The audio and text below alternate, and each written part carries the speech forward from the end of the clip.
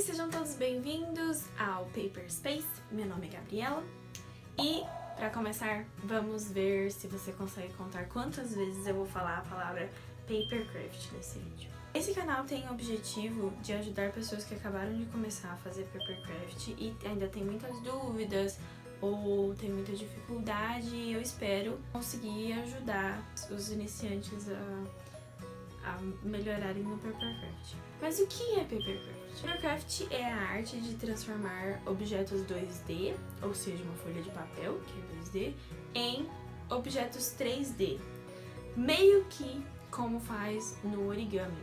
Mas o origami, que foi inclusive onde eu comecei a mexer com papel, constitui em utilizar uma folha só e fazer várias dobras para poder gerar essa forma 3D. Já o Papercraft, ele é constituído de várias pecinhas pequenininhas que você corta, dobra e cola juntas. Eu pretendo fazer vídeos que contenham passo a passo de Papercrafts que forem pedidos ou que eu acho interessante, quero trazer para mostrar para o canal, e alguns vídeos do tipo mais específicos para o passo a passo do Papercraft, então tudo sobre colagem, tudo sobre dobras, tudo sobre corte, tudo sobre o processo de envernização, qual é o melhor papel para o meu Papercraft, qual é a melhor impressora. Eu pretendo fazer vídeos que sejam específicos, que tenham pontos específicos, e vídeos também que eu tenha como que um tutorial de alguns Papercrafts. Papercraft é um hobby meu e eu ainda não sou profissional.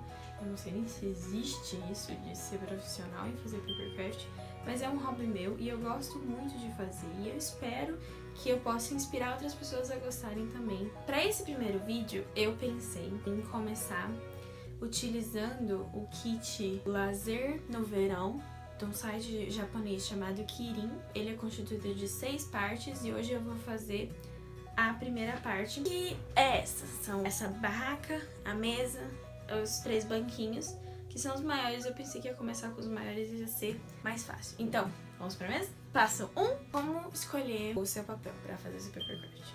Eu pretendo fazer um vídeo mais detalhado sobre isso, explicando tudo sobre textura de papel, tipos de papel, gramatura de papel, mas para esse projeto a gente tem que levar em consideração que ele não é um projeto muito pequeno, então eu não preciso usar um papel muito mais fino, não vou ter dificuldade de dobrar ele, e que ele não precisa aguentar muito peso.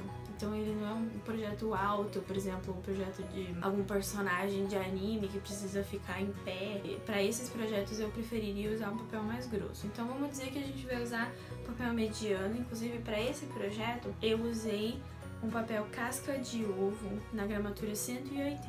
Passo 2. Existem muitos erros que você pode cometer na hora de imprimir o seu projeto. Então eu sugiro que, se você tem uma impressora em casa, que você faça alguns testes usando o papel sulfite normal para ver qual é a melhor configuração para a sua impressora, que você leve em consideração que você quer o seu projeto na melhor qualidade, né?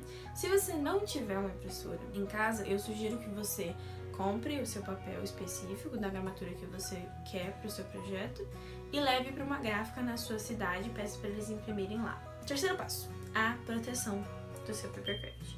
É um passo muito importante quando você está criando um Papercraft, por exemplo, para colocar de decoração do seu quarto ou, sei lá, para dar de presente para alguém, porque se você não proteger o seu Papercraft, as chances são grandes de que o sol, a exposição à luz do sol e a exposição à umidade deixem o seu projeto muito feio com o passar do tempo. Então é importante colocar uma camada de verniz, que é o que a gente usa para fazer a proteção, para que a umidade e a luz solar não afetem nem a coloração, nem a textura, né? Porque a umidade vai entrando no papel e ele vai ficando meio molengo. Então é importante que a gente vernize o Papercraft antes, por isso que esse passo está depois de imprimir.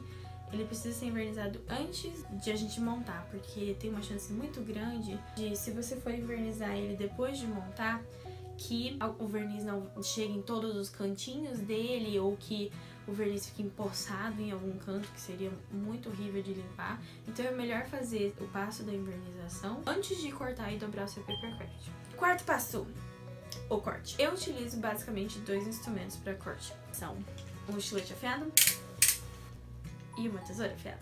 É importante que os seus utensílios eles estejam limpos, em bom estado, e muito bem afiados para você não sofrer ou ficar lutando com o seu papercraft.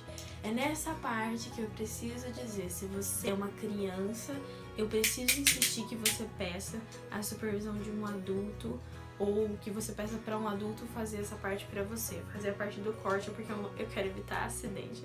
Essa parte é uma parte bastante demorada, então eu sugiro que se você está sentindo dor na mão, que você faça uma pausa, porque é pra ser um hobby, não é pra você ficar se machucando. Ou que você afie os seus instrumentos, porque às vezes você tá colocando muita força pra fazer uma coisa que era pra ser relativamente simples. Inclusive, você sabia que não dá pra afiar estilete? Deve dar, na verdade, mas não é a melhor coisa. Na verdade, o estilete, essa pecinha de baixo dele, ela sai. Eu consegui tirar. Aí. Ela sai e aqui embaixo tem um risquinho, tá vendo? Esse risquinho, ele serve especialmente para você quebrar o seu estilete. Você se perguntou por que tem esses cortinhos aqui no estilete? É para que você possa travar o seu estilete e aí você pega esse coisinho e quebra ele. Eu não vou quebrar porque o meu tá bem afiado. Mas quando o seu estiver começando a repuxar o papel e você sentir que ele não tá cortando muito bem, é só quebrar a pontinha. Existem refis para estilete e ele vem assim. Vem numa caixinha. E aí tem várias lâminas aqui dentro. E então quando você terminar de quebrar a sua lâmina toda do estilete até embaixo e ele fica cego, você simplesmente tira por aqui por baixo e coloca outro. E pronto. Quinto passo! Dobrar. Muito importante que quando você vai dobrar o seu papercraft, que você anteriormente marque onde vão ser as dobras. Eu marco as minhas dobras utilizando essa belezura, que é uma reguinha de plástico que eu encapei pra ficar bonitinho, e um compasso velho, que já não funciona mais direito. Eu uso a ponta seca do compasso pra marcar. Existem pessoas que usam uma caneta esferográfica vazia pra fazer essas marcas, eu acho que seria melhor, mas eu não tenho, então eu uso isso aqui. É importante porque os seus papercrafts, eles fiquem limpinhos e certinhos, então é bem importante que você marque a sua dobra antes de dobrar. E aí depois você dobre e passe alguma coisa por cima do papel dobrado, por exemplo, a sua reguinha que você usou para marcar. Existem basicamente dois tipos de dobra, a dobra do vale e a dobra da montanha. É exatamente a mesma coisa do origami. Por exemplo, eu tenho aqui a nossa modelo, é uma Peach de Papercraft. A dobra da montanha são essas dobras altas. Então, por exemplo, aqui na saia dela, essas dobras que tem uma pontinha pra cima, que fazem uma montanha, elas são dobras da montanha. As dobras que vão pra baixo, por exemplo, essa dobra aqui da base da saia dela, que faz um vale, são dobras do vale. Então, a dobra da montanha é uma dobra que vai pra cima, e a dobra do vale é uma dobra que vai pra baixo, basicamente. Sexto passo, colagem. O passo da colagem é o passo onde você já tá cansado e você quer acabar logo, você quer montar logo. É um passo que precisa de muita atenção e muito cuidado para você não estragar o seu papercraft. E a primeira coisa que você deve levar em consideração no passo da colagem é a cola que você vai usar. Eu sinto que seria mais indicada para papel uma cola branca de papel. Só que a cola branca, ela na verdade é péssima para papel, porque ela é a base d'água. E papel não reage muito bem com água. Inclusive, eu fiz esse modelo aqui, coitadinho. Eu fiz e eu colei ele com cola branca. E aí no dia seguinte eu fui ver ele e ele tava assim. Então, ia ser muito triste, mas muito triste mesmo, se você tivesse passado horas montando o seu papercraft e aí você chegasse no outro dia e ele tivesse assim, todo torto.